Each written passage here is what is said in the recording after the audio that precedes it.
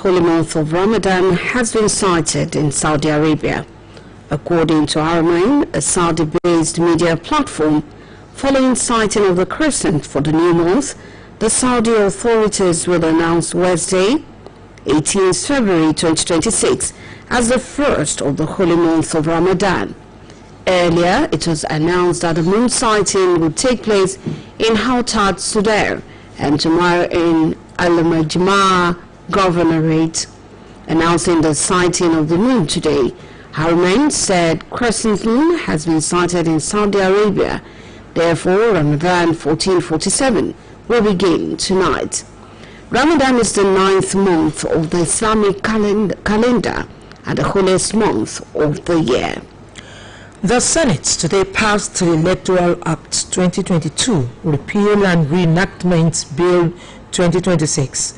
Before the passage, there was a rowdy session as the upper chamber resumed proceedings with a demand for division over Clause 60 raised by Senator Iyenaya Abaribe, ADC, Abia South. The Senate President, Godswill Akpabio, stated that he believed the demand had previously been withdrawn, but several opposition senators immediately objected to that claim. Citing Order 52-6, the Deputy Senate President, Barau Jibrin, argued that it would be out of order to revisit any provision on which the Senate President had already ruled. The Senate President sustained the point of order, after which Abaribe rose in protest and was urged to formally move his motion. Chaos erupted today at the National Assembly when Nigeria Police Force personnel fired tear gas at protesters gathered to express opposition to the Senate's approval of both electronic transmission and manual collation of election results. The incident occurred at the main entrance after some demonstrators attempted to force their way into the building. Hundreds of protesters, including women, were in panic, with some falling over each other in their bid to escape the tear gas. An activist and former presidential candidate, Oluyole, described the police action as a direct attack on democracy. According to him, the act is a declaration of war against participatory democracy. Showore added that the protesters were merely demanding access to the gallery during an emergency session, arguing that citizens should have the right to monitor proceedings within the National Assembly. President Bola Tinubu today unveiled Nigeria's Industrial Policy 2025, urging relevant ministries, departments and agencies to ensure its swift implementation. The President, represented by Vice President Kashim Shettima, launched the policy at the Bola Tinubu International Conference Center, Abuja. This was contained in a statement signed by the Senior Special Assistant to the President on Media and Communications, Office of the Vice President Stanley Nkwocha. According to Tinubu, the policy serves as a roadmap for re-engineering Nigeria's industrial base, unlocking value across sectors, and placing production, competitiveness, and job creation at the center of the nation's economic strategy. He emphasized that policies rarely fail at conception, but at execution. Addressing the deficiencies in Nigeria's industrial landscape, President Tinubu lamented that the country had long grappled with fragmented value chains, high production costs, infrastructure gaps, policy inconsistency, and insufficient coordination between government and the industry. The Defense Headquarters, DHQ, has confirmed the arrival of 100 U.S. military personnel and equipment in Bauchi Airfield. Defense spokesperson Sumaila Uba in a statement said the deployment follows the recent security agreement between Nigeria and the U.S. He noted that the federal government had made a formal request to the U.S. for assistance in terms of military training, technical support and intelligence sharing with the members of the Nigerian Armed Forces. Uba revealed that the U.S. personnel are technical specialists serving strictly in an advisory and training capacity. While noting that the U.S. personnel are not combat forces, the defense spokesman noted that all training activities will be conducted under the authority, direction and control of the federal government and in close coordination with the Nigerian military. Uba said Nigerian troops alongside the U.S. trainers will commence a series of joint training engagements and intelligence-focused cooperation initiatives in the coming days. At public gatherings across Oyo State and other parts of the country, it is becoming increasingly common to see individuals seated, walking about, chatting, or even using their mobile phones during the rendition of the national anthem. Worried by this growing trend, the Oyo State Director of the National Orientation Agency, Mrs. Oluyole has cautioned that continued disregard for the national anthem could erode national unity and weaken citizens' sense of patriotism and civic responsibility. Our reporter Adeola Oladele examines the need to uphold respect for national symbols.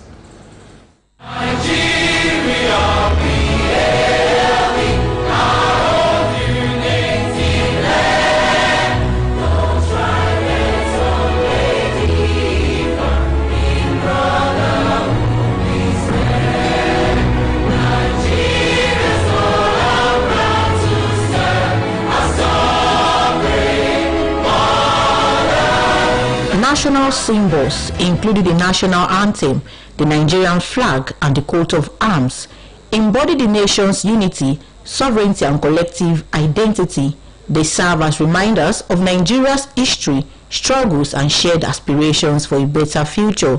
Traditionally, standing at attention during the national anthem and showing reverence to these symbols are regarded as fundamental civic responsibilities and visible expressions of patriotism. However, recent observations across Oyo State reveal a concerning pattern.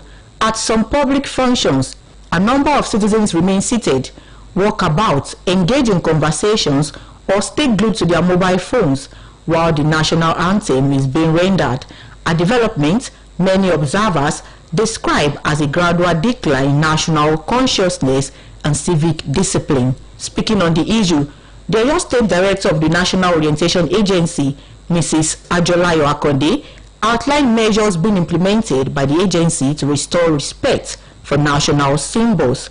She also emphasized the importance of proper rendition of the national anthem and adherence to established protocols during official ceremonies. The first stanza should be recited at the beginning of an official event.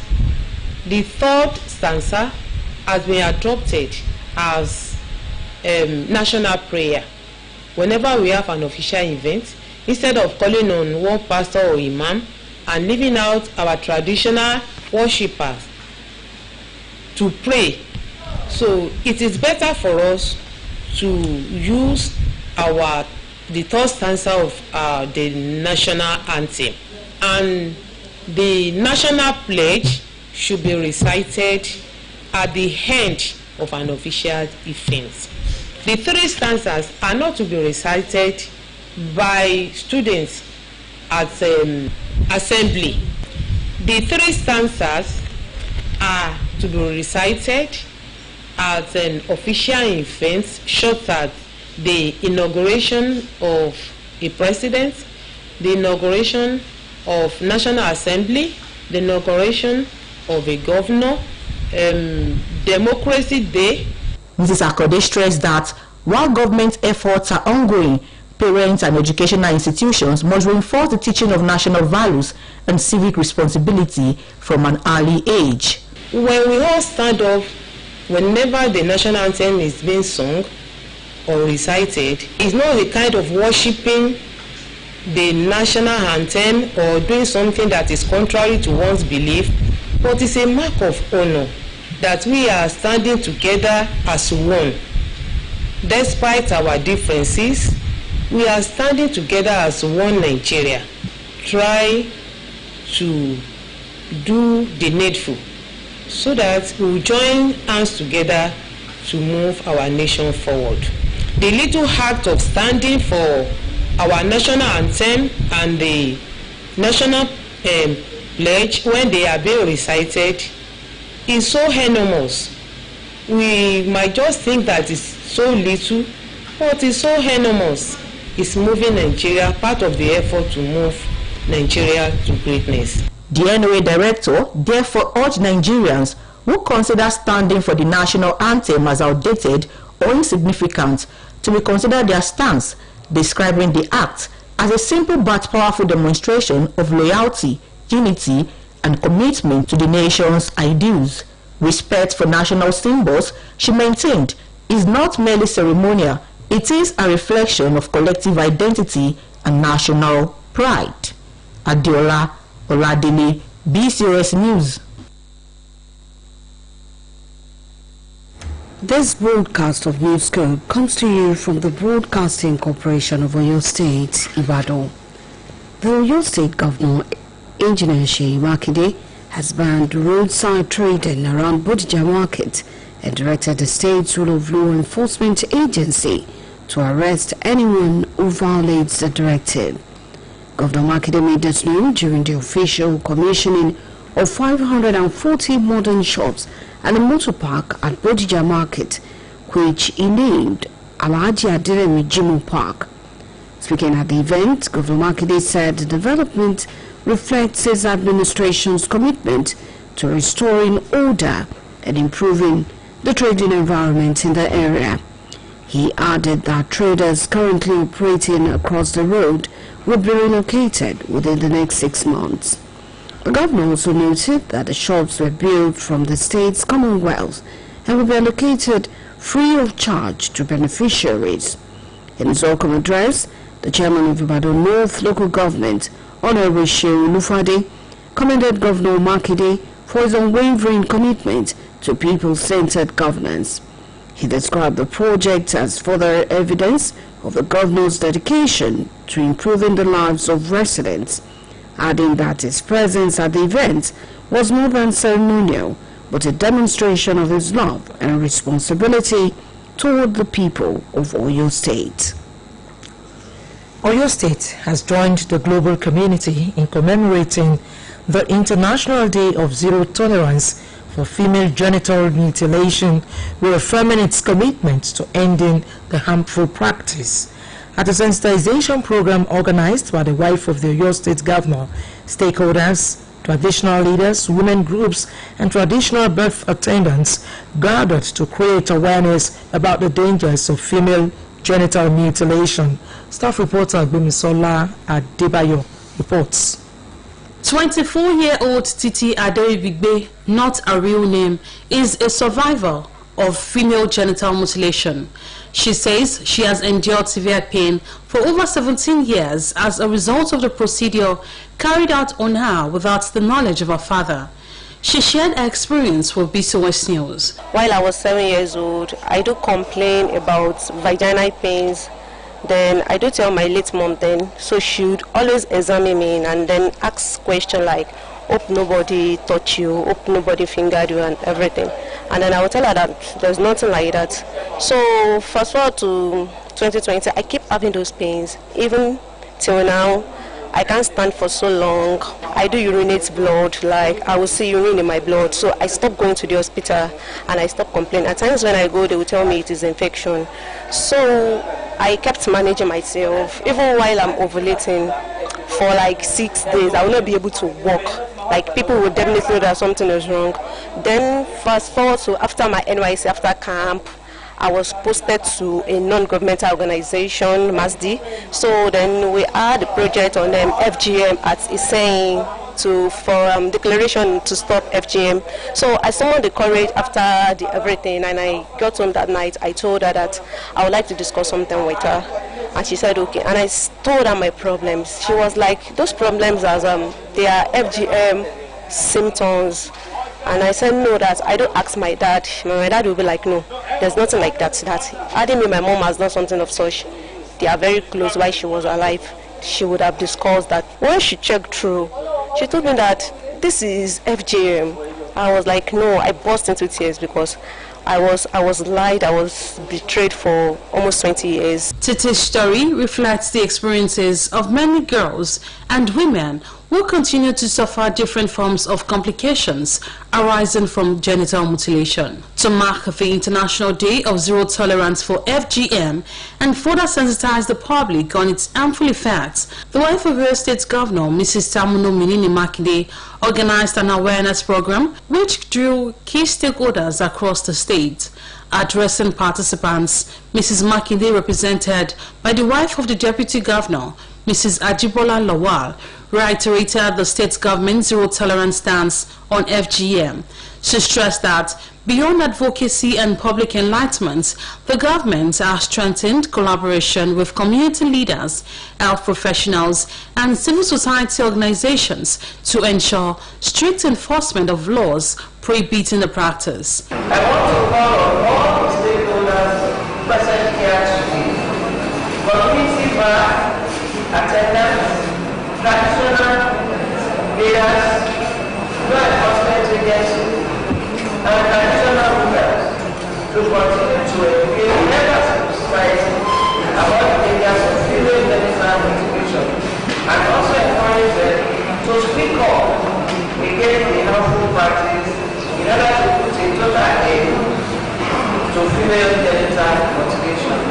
Earlier, in a welcome address, the Commissioner for Women Affairs and Social Inclusion, Mrs. Toyin Balogun, noted that the event highlighted the need to safeguard the rights, health, and dignity of the girl child in line with the global efforts led by the United Nations to eliminate FGM worldwide. Protecting our girls should not be seen as a rejection of culture, but it is an affirmation of our shared humanity.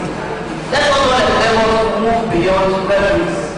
Let us start ignite renewed determination and inspire coordinated action. Guest speakers at the program, including Dr. Tunde Aremu from the State Ministry of Health and Mrs. Olubumiare from the Ministry of Justice, outlined the physical, psychological, and emotional consequences of FGM, describing it as a violation of human rights with no medical benefits. They also warned of legal consequences of engaging in the act, noting that offenders are liable to prosecution under the Violence Against Persons Prohibition Act and other relevant state laws. Stakeholders at the event, including representatives of traditional circumcisers in the state, pledged their support in the collective efforts to eradicate female genital mutilation in Oyo State. The event was attended by the State Head of Service, Mrs. Olubumioni, Commissioner for Special Duties, Alaja Ajoke Soni, among many other important dignitaries. Bimsola Adebayo, BCOS News. And on the foreign scene, 2 bomb attacks and a gun battle between police and rebel fighters have killed more than a dozen people in northwest Pakistan. Foreign Desk Editor Folashade Akitola compiled this and other stories from Israel and the United States, as presented by Bimbo Akumbi. 1 child and 11 security personnel were killed in an attack in Bajaur district of volatile Khyber Pakhtunkhwa province on Monday, the Pakistani military said on Tuesday. 7 others, including women and children, were injured in the incident. An explosive-laden vehicle detonated while being driven towards a security checkpoint in Bajaur. Local police official Zafar Khan told the press, adding that the girl was killed when a nearby building collapsed due to the force of the blast.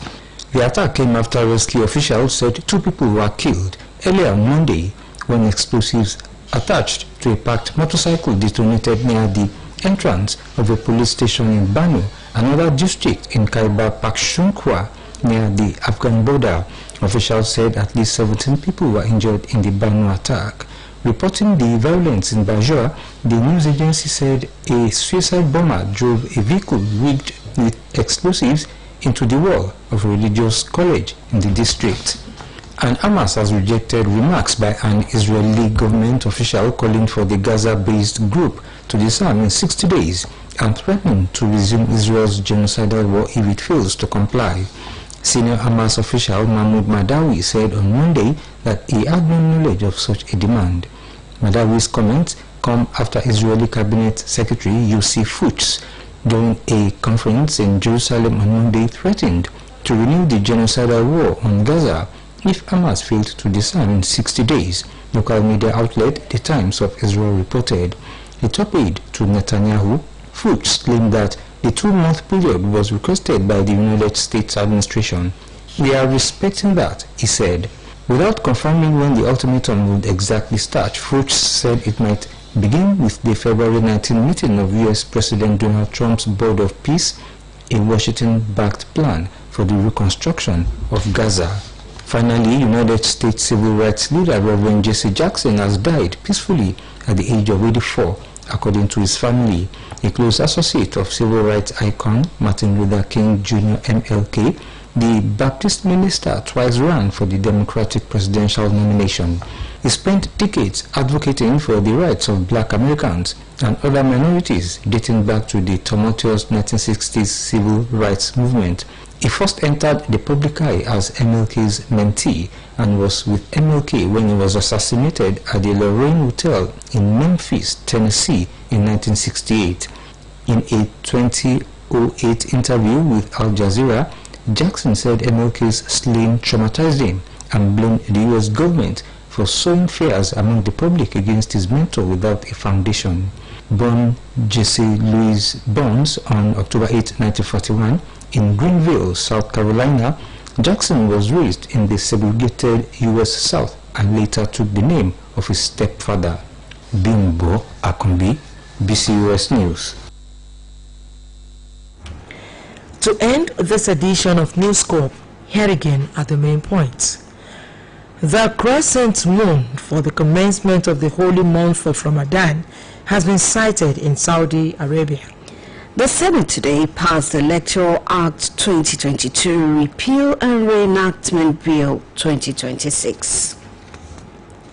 Oyo State has joined the global community in commemorating the International Day of Zero Tolerance for Female Genital Mutilation, reaffirming its commitment to ending the harmful practice. And 2 bomb attacks and a gun battle between police and rebel fighters have killed more than a dozen people in northwest Pakistan. And that's all from Newscope Desk for now. It was packaged by Fola Shade Akintola and delivered by Jamila Elegbede. Good evening. And Josephine Oluyole. Thanks for listening. Do not forget to tune in for the Yoruba version at 8 p.m. Good evening.